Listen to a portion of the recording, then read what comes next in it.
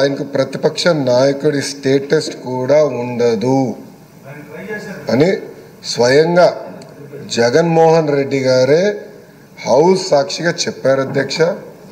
ఇప్పుడు వచ్చి ప్రత్యేకంగా మీపైన వ్యక్తిగతంగా ఆరోపణలు చేస్తాం, ఆయనకున్న దొంగ పేపర్ దొంగ ఛానల్ వాడి ఆరోపణలు చేస్తాం. హౌస్ పరువుని తగ్గిస్తున్నారు అధ్యక్ష.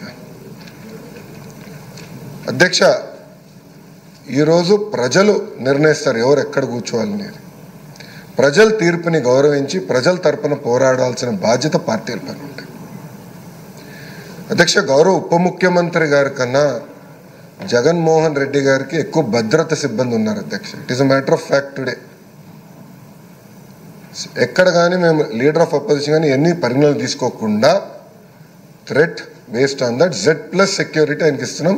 గౌరవ ఉప ముఖ్యమంత్రి గారికి Z కేటగిరీ ఉంది అధ్యక్ష, Z+ ఇచ్చారు అధ్యక్ష.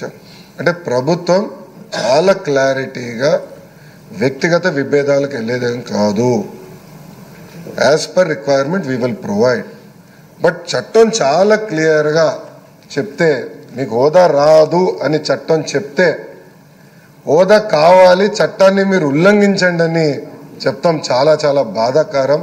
ఆయనకు అలవాటు చట్టాలను ఉల్లంఘిస్తాం, అది తీసుకొచ్చి ఈ హౌస్ పైన రుద్దుతాం. ఆ సాక్షి పత్రిక ద్వారా రాస్తాం. నిజంగానే చాలా చాలా బాధాకరం అధ్యక్ష. ఎందుకంటే సీనియర్లు ఇప్పటికే మనోహర్ గారు మాట్లాడారు.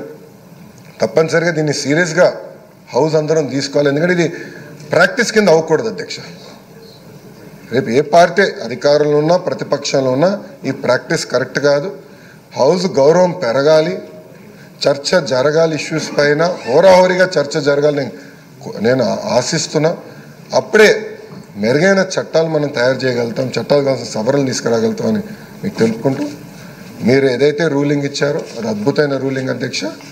దాన్ని బట్టి భవిష్యత్ కార్యాచరణ గౌరవ మనోహర్ గారు చెప్పినట్లు తప్పనిసరిగా చేద్దామని మీకు తెలుపుకుంటూ నేను సెలవు తీసుకుంటాను. నమస్కారం అధ్యక్ష. సభ్యులందరితో చర్చించి ఒక నిర్ణయానికి వద్దామండి, ఫాలో అవుదాం.